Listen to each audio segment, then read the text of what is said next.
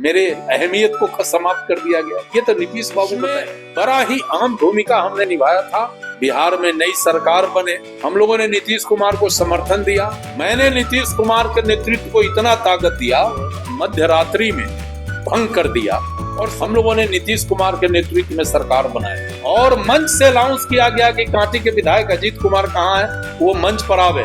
तो मंच पर नीतीश जी आए और सबसे पहले अजीत कुमार को खोजे और 200% हम पर अधिकार उस समय था और आज भी वो 200% अधिकार हम पर है। फिर सामाजिक कार्यकर्ता पैदा होने लगे और जिस दिन चुनाव हार जाएंगे उसके बाद फिर बिल में घुसेंगे तो 4.5 वर्षों तक उनका आता पता नहीं रहता। नमस्कार, आप देखना शुरू कर चुके हैं खबरें लाइव और मैं हूं सम्राट कुमार। आज के जिस नीतीश कुमार के 19 साल शासन को आप देख रहे हैं, खास करके 0 से 35 साल आयु वर्ग के लोग, उनको ये पता नहीं होगा कि नीतीश कुमार के शासन को स्थापित करने और लालू राबड़ी राज को समाप्त करने के पीछे साल 2005 के फरवरी का महीने का कितना योगदान रहा बिहार की राजनीतिक में। और उसी साल 2 विधानसभा चुनाव हुए थे, फरवरी में और अक्टूबर में। फरवरी के चुनाव में बिहार में जो चुनाव हुआ था वो लालू राबड़ी राज के एंटी इनकम्बेंसी के आधार पर हुआ था। बिहार की जनता ने स्पष्ट रूप से फरवरी के चुनाव में मत 3 जगह अपना दिया था, एक एनडीए को, दूसरा लालू राबड़ी के पार्टी राष्ट्रीय जनता दल को और तीसरा उस समय एक तीसरा खून उभरने वाली पार्टी थी लोक जनशक्ति पार्टी। लोक जनशक्ति पार्टी को उस समय सत्ता की कुंजी मिली थी।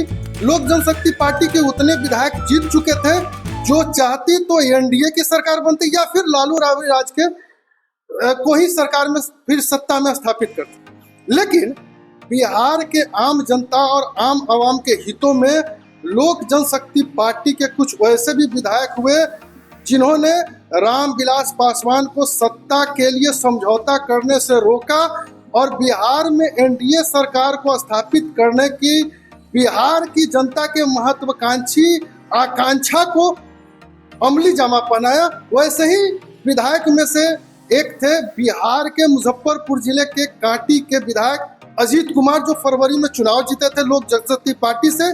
लेकिन उन्होंने बिहार के आम आवाम की भावनाओं को देखते हुए एनडीए की सरकार बनाने में पहल की थी।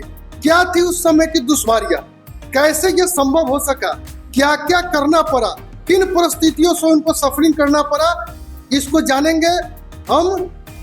उस समय के उस कालखंड के प्रत्यक्षदर्शी जिन्होंने आज बिहार के में जो एनडीए की सरकार है उसकी आधारशिला रखी थी, अजीत कुमार से, और समझेंगे कि उनको उस समय क्या क्या सुनना पड़ा था, क्या क्या झेलना पड़ा था। और एक बात मैं और बता दूं कि बिहार में जब अक्टूबर महीने में जब बिहार विधानसभा का चुनाव हुआ था और बिहार के मुख्यमंत्री के रूप में नीतीश कुमार मुख्यमंत्री का शपथ ग्रहण कर रहे थे, तो पहले ही शपथ ग्रहण समारोह में 5 जो शपथ ग्रहण करने वाले थे उनमें ये भी शामिल थे अजीत कुमार, जो परिवहन मंत्री के रूप में मुख्यमंत्री के साथ पहली बार 2005 में शपथ ग्रहण किए थे। स्वागत है आपका कार्यक्रम। आपको भी, आपके चैनल को भी स्वागत कि आपने जो हमारे युवा पीढ़ी के नौजवान हैं उनको राज्य के जो पुराने राजनीतिक घटनाक्रम है उसे अवगत कराने का आपने जो प्रयास किया है, हम इसके लिए आपको धन्यवाद करते हैं, बधाई देते हैं। और आपके चैनल को फॉलो करने वाले सभी फॉलोअर को भी हम धन्यवाद करते हैं कि आपके द्वारा जो नई नई चीजें चैनल के माध्यम से जनता तक पहुंचाया जा रहा है, ये काबिल तारीफ। मुजफ्फरपुर जिले से एक आप और एक मुन्ना शुक्ला जी जो लोजपा के टिकट से चुनाव जीते थे, लेकिन बिहार के आवाम के हित में जब आप लोगों ने देखा कि रामविलास जी सत्ता की कुंजी लेकर समझौता कर सकते हैं, तो आप लोगों ने नीतीश कुमार को समर्थन देने का बीड़ा उठाया। ये काफी रिस्की काम था, कैसे इसको कर पाए थे? देखिए, 2005 के फरवरी का जो चुनाव था वो चुनाव संसदीय लोकतंत्र में, खासकर बिहार में, एक बड़ा ही परिवर्तन का वो चुनाव था। और जनता लालू राबड़ी शासन काल से उब चुकी थी और बिहार के आम आवाम चाहते थे कि बिहार में सत्ता परिवर्तन हो। और उसी संदर्भ में मैं कांटी से लोक जनशक्ति पार्टी के टिकट पर चुनाव लड़ा और कांटी के लोगों ने हम में विश्वास करते हुए और काफी वोटों से मुझे विजय बनाया था। उस समय एक धर्रा था लालू प्रसाद राबड़ी देवी जी का, दूसरा धर्रा था नीतीश कुमार जी का और तीसरा धर्रा था स्वर्गीय रामविलास पासवान जी का। हम लोग 29 एमएलए लोजपा से जीतकर बिहार विधानसभा में गए थे। उस समय किसी भी दल को स्पष्ट बहुमत नहीं था, हम लोगों का शपथ ग्रहण भी नहीं हुआ और केंद्र में कांग्रेस के नेतृत्व में सरकार थी, उसमें लालू जी का भी अहम योगदान था। और लालू जी से लोगों का मोह भंग हो गया था। लोग चाहते थे कि नीतीश जी के नेतृत्व में बिहार में नई सरकार बने और लोगों का एक समर्पण भी उस समय दिख रहा था। और हम लोग जब चुनाव लड़ने गए थे तो वोटर का मनोभाव था कि आपको जिता रहे हैं, आप लालू राबड़ी शासन के खात्मा में अपनी अहम भूमिका निभाएं, योगदान करें। और जनता के इस मनोभाव के अनुरूप हम लोगों ने आदरणीय रामविलास पासवान जी से आग्रह किया कि लालू राबड़ी के शासन से लोग उब चुका है, आप एनडीए के साथ नीतीश कुमार के साथ सरकार बनाइए। लेकिन कतिपय कारणों से स्वर्गीय रामविलास पासवान जी हम लोगों के भावना को नहीं समझ पाए और उन्होंने बिल्कुल ना कह दिया। ऐसे परिस्थिति में एक तरफ नेता ने ना कह दिया और दूसरे तरफ जिनके मत से हम जीत कर गए थे उनका बिहार को ऐसे मतदाताओं का भारी दबाव हम लोगों पर था कि आप हर हालत में राबड़ी लालू जी के शासन से मुक्त कराइए बिहार को। और हम लोगों ने बहुत ही कोशिश किया अपने नेता को इस लाइन पर लाने के लिए, लेकिन नेता नहीं माने। फिर हम लोग 21-22 विधायक जो लोजपा के चुनाव चिन्ह से जीत कर गए थे, हम लोगों ने निर्णय लिया आपस में कि जनता के भावना के अनुरूप हमें नीतीश कुमार के साथ जाना चाहिए। हम लोगों ने नीतीश कुमार को समर्थन दिया। लेकिन इस बीच जब सरकार बनने और बनाने की प्रक्रिया शुरू हुई तो केंद्र की सरकार ने पहल करके, उस समय बूटा सिंह जी बिहार के गवर्नर महामहिम हुआ करते थे, उनके माध्यम से विधानसभा को मध्य रात्रि में भंग कर दिया और सरकार नहीं बनी। लेकिन बिहार में एक संदेश गया कि बिहार के ये 21 विधायक जन भावना के अनुरूप निश्चित रूप से सत्ता जो लालू राबड़ी के सत्ता है इसके खिलाफ नीतीश जी के नेतृत्व में सत्ता लाना चाहते थे। लेकिन व्यवस्था ने इसको सफलीभूत नहीं होने दिया और फिर हम लोग 2005 में चुनाव लड़े और भारी बहुमत से हम लोगों ने नीतीश कुमार के नेतृत्व में सरकार बनाया और नीतीश जी बिहार के मुख्यमंत्री बने। उसमें बड़ा ही अहम भूमिका हमने निभाया था और बड़े ही ईमानदारी पूर्वक निभाया था। नीतीश कुमार को सत्ता में लाने के लिए 2005 में आप और आपके सहयोगी 21-22 विधायकों ने रामविलास जी से सत्ता की चाबी लेकर नीतीश जी को दिया। 2005 से 2015 तक नीतीश जी के साथ भी आप रहे। आखिर वैसी कौन सी वजह हुई जो 2015 के बाद नीतीश जी ने आपको, जिसने नीतीश कुमार को सत्ता में स्थापित करने में महत्वपूर्ण भूमिका निभाई, उनको हंसिए पर डाला? देखिए, आदरणीय नीतीश कुमार जी का मैं बड़ा सम्मान करता हूँ। वो इसलिए सम्मान करता हूँ कि जिसके नेतृत्व में एक बार मैंने बिहार के मंत्रिपरिषद में काम किया, जिसके नेतृत्व में बिहार में सत्ता परिवर्तन हमने किया, जिसके नेतृत्व में बिहार में सुशासन की बात हमने कराई, उस व्यक्ति का आलोचना करना मेरा नैतिक धर्म नहीं बनता, मैं नहीं कर सकता। लेकिन हम तो जब चुनाव हारते हैं तो 10,000 वोट पहले के चुनाव से 10,000 वोट का इजाफा होता है। तो एक मेरा जो अपना ये है कि राजनीति में कोई अगर ज्यादा बढ़ रहा है तो अगले लोगों को तरह तरह का उस मन में भाव विचार होने लगता है। और मैंने नीतीश जी से कभी कोई गलती नहीं की। मैं तो चाहे पटना का गांधी मैदान हो या दिल्ली का रामलीला मैदान हो, मैंने नीतीश कुमार के नेतृत्व को इतना ताकत दिया कि आपको याद है कि जब बिहार को विशेष राज्य का दर्जा के सवाल पर पटना में नीतीश कुमार जी ने रैली किया था, सबसे ज्यादा आदमी के साथ, गाड़ी घोड़ा के साथ मैंने पटना के गांधी मैदान में शिरकत किया था। और हाजीपुर से लेकर पटना के गांधी मैदान तक केवल कांटी और मुजफ्फरपुर का लाइन था। और इसको देखकर मैं फील्ड में था लाखों लोगों के बीच में, और मंच से अनाउंस किया गया कि कांटी के विधायक अजीत कुमार कहाँ है, वो मंच पर आवे। जबकि दर्जनों विधायक फील्ड में घूमते रह गए और मुझे मंच से बुलाकर भाषण कराया गया। तो ये स्पष्ट करता है कि हमारी ताकत नीतीश जी के साथ उस समय बड़ी मुस्तैदी से था। जब पटना दिल्ली के रामलीला मैदान में रैली हुआ, बिहार को विशेष राज्य का दर्जा दो, उसमें मैं 2 ट्रेन भर के यहाँ से ले गया। और जैसे ही दिल्ली स्टेशन पर उतरा, देश के सभी प्रतिष्ठित मीडिया के लोगों ने हमारा इंटरव्यू लिया, हमारे लोगों का इंटरव्यू लिया। और जब रामलीला मैदान में मैं पहुंचा अपने साथियों के साथ, तो मंच पर नीतीश जी आए और सबसे पहले अजीत कुमार को खोजे और बीच फील्ड से हमको बुलाकर भाषण दिलाया गया। और नीतीश जी ने हमको कहा कि आपने तो इतिहास कायम कर दिया, इतने लोगों को लेके आए। तो साहब, हम तो अपनी ओर से कोई ऐसा कमी नहीं किया जिससे कि नीतीश जी के भावना को कहीं ठेस पहुंचे।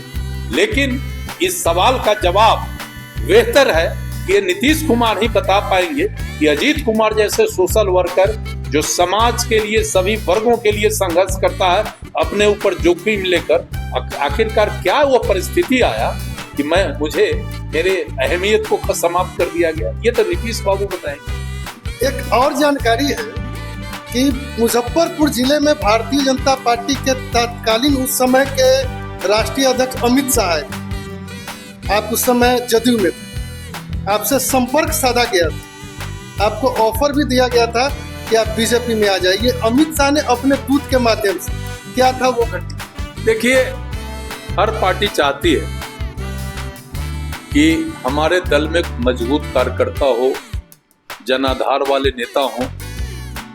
आप चूंकि कांटी के लोकल हैं, आपको एक एक चीज से आप अवगत हैं। मैं कांटी के एक एक परिवार से जुड़ा हुआ। आपको आश्चर्य होगा कि मैं कांटी में, मेरा उम्र लगभग 60-61 साल है। कांटी में मैं 40 वर्षों से राजनीति करता हूं और 3 पीढ़ी के लोग हमको मतदान करते हैं। हम आपको बताना चाहते हैं कि जब हम लोगों ने नीतीश जी के समर्थन में आम जनता के दबाव पर कदम उठाने वाले थे, तो बिहार एनडीए के 2-3 प्रमुख नेता हम लोगों के संपर्क में थे और हमें बराबर तरह तरह की बातें कही जा रही थी कि आप आ जाइएगा तो ये हो जाएगा, वो हो जाएगा, वो हो जाएगा। लेकिन हमने कहा कि देखिए, जनता ने परिवर्तन के लिए हमें चुना और हम कांटी के लोगों के प्रति कमिटेड हैं। हमने वादा किया है कि आपका जो ये लारू लावनी शासन काल में जो लंबे खंड काल में आपके साथ जो बर्बरता हुआ है, अत्याचार हुआ है, आप पर हमला हुआ है, आपके अधिकार को छीना गया है, हम निश्चित रूप से संघर्ष के बल पर आपके उस अधिकार को वापस लाएंगे। इसलिए हमें कुछ नहीं चाहिए। जब सरकार बनेगी तो निश्चित रूप से हमें मौका मिलना चाहिए उस सरकार में, ताकि हम बिहार के जनता के भावना के अनुरूप काम कर सके। और तब फिर मुझे मंत्री परिषद के सदस्य के रूप में मंत्री बनाया गया। नीतीश जी जिस मंच पर शपथ ग्रहण किए थे, उसी मंच पर, उसी दिन, उसी समय आप भी शपथ ग्रहण? निश्चित रूप से माननीय मुख्यमंत्री के साथ 1.5-2 दर्जन से अधिक लोगों ने शपथ ग्रहण किया था। उसमें मैं भी एक शपथ ग्रहण करने वाला व्यक्ति वहां था और मैंने शपथ ग्रहण किया था और पूरे निष्ठा ईमानदारी से उस सरकार में काम किया। और कांटी ही नहीं, कांटी में तो चूंकि वहां की जनता ने मुझे जिताया था, इसलिए उनका 200% हम पर अधिकार उस समय था और आज भी वो 200% अधिकार हम पर है। तो मैंने कांटी को प्राथमिकता दिया। और आपको बता दें कि उस शासन काल से लेकर और आज तक, आज सत्ता से बाहर हम हैं 10 वर्षों से, लेकिन कांटी के लोगों का मान सम्मान का रक्षा करना, कांटी का विकास करना, कांटी में अमन चैन स्थापित करना, ये हमने एक संकल्प लिया था और आज तक उस संकल्प के तहत हम काम कर रहे हैं। कांटी की जनता ने आपको काफी सम्मान दिया है। एक इतिहास आपका हमने देखा है। 1995 में पहली बार आप चुनाव में लड़े थे कांग्रेस पार्टी से, और पहली बार में ही कांटी की जनता ने आपको रनर बनाया। 7 चुनाव 2020 तक आपने चुनाव लड़ा है। 7 चुनाव में 3 बार कांटी की जनता ने आपको विनर बनाया और 4 बार रनर रखा, तीसरे स्थान पर नहीं जाने दिया। देखिए, हम होल टाइमर सामाजिक कार्यकर्ता, हम पद पे रहे न रहे, हमारा भावना, हमारा कमिटमेंट, हमारा वचनबद्धता कांटी के एक एक लोगों के साथ है। और आज भी 10 वर्षों से सत्ता से बाहर हैं, लेकिन सुबह से शाम तक कांटी के कम से कम 100 लोगों का मैं मदद करता हूं, चाहे बीमार हो, चाहे लाचार हो, चाहे जमीन का मुद्दा हो, केस फौजदारी हो, स्वास्थ्य का मामला हो, विधि व्यवस्था का मामला हो, कलेक्ट्रेट हो, ब्लॉक हो, हर जगह अप्रोच करके लोगों को मदद करता हूं। और लोगों का एक बड़ा विश्वास है। आपको आश्चर्य होगा कि 1995 का चुनाव मैं छात्र जीवन जस्ट क्रॉस करके चुनाव में चला गया। कांग्रेस टिकट पर चुनाव लड़ा था, ठीक है, भारी मत से हारे, लेकिन दूसरे नंबर पर हम। मैं उसके बाद कांग्रेस का राजनीति शुरू किया और कांग्रेस में 2000 के चुनाव में मुझे टिकट नहीं दिया, तो मैं निर्दलीय लड़ गया। कांग्रेस उम्मीदवार को 1600 वोट आया और हमको आया 24,000 वोट, और आरजेडी को आया 31,000 वोट। मात्र 7,000 वोट से हम हार गए, जबकि मेरे ही समाज के डॉक्टर हरेंद्र कुमार एक स्थापित नेता थे, वो आकर कांटी में 14,000 वोट काट लिए। नहीं तो उस समय में भारी वोट से जनता, कांटी के लोग हमें अपना प्रतिनिधि चुन लिया था। फिर हम 2005 के फरवरी में लड़े, चुनाव जीते। 2005 के अक्टूबर में लड़े, चुनाव जीते। 2010 में विधानसभा का चुनाव लड़े, चुनाव जीते। 2015 में चुनाव लड़े, 50,000 वोट हमने लाया। 2020 में अब चुनाव लड़े, 55,000 हमने वोट लाया। तो देखिए, कांटी का जनता महान है और चीजों को कांटी के लोग समझते हैं। ठीक है, कुछ जो सत्ता के लोलुप लोग हैं, उन्हें केवल चुनाव में ही कांटी के लोग याद आते हैं। आप लोकल हैं, कांटी के हैं, पत्रकार हैं, भाई हैं, आप भी जानते हैं कि अब अगले साल चुनाव होना है। अब अभी से फिर सामाजिक कार्यकर्ता पैदा होने लगे, और जिस दिन चुनाव हार जाएंगे उसके बाद फिर बिल में घुसेंगे, तो 4.5 वर्षों तक उनका आता पता नहीं रहता। लेकिन मैं चुनाव हारने के दिन से लेकर या फिर जीतने के दिन से लेकर अगले चुनाव तक जनता के प्रति 200% समर्पण के भाव से काम करते हैं, और आम लोगों का सम्मान प्रतिष्ठा कैसे बचे बढ़े, हम इस पर काम करते हैं। इसलिए हर साल मेरा 10,000 वोट बढ़ जाता है। ये कांटी की जनता की महानता है और सभी जातियों का महानता है कि मेरे जैसे लोगों पर भरोसा करते हैं। कुछ लोग हमको कहता है कि आप जात का राजनीति करते हैं। भाई, पूरे बिहार में अपनी पहचान बनाने के लिए मैं समाज का राजनीति करता हूं, लेकिन कांटी में मेरा दावा है कि कोई आदमी कह दे कि किसी भूमिहार समाज के लोगों से किसी दूसरे वर्ग के लोगों का कोई विवाद हुआ हो और मैं किसी जात के नाम पर किसी को मदद किया हूं, अपने जाति के लोगों को, मैं वहां न्याय करता हूं और मैं कोशिश करता हूं। चूंकि हम जिस बिरादरी से है वो सबल जाति है, वो ताकतवर जाति है, इसके पास धन संपत्ति है, और दूसरे के वर्ग के लोगों से अगर कोई लड़ाई होती है कमजोर लोगों से, तो मैं चाहता हूं कि बात विचार व्यवहार के माध्यम से अपने लोगों से उनको मदद करा के एक सामाजिक समन्वय और सामाजिक एकता समानता कायम करे। और मैंने इसका मिसाल कांटी में कायम किया है और कांटी में कोई हम पर उंगली नहीं उठा सकता है, मेरा दावा।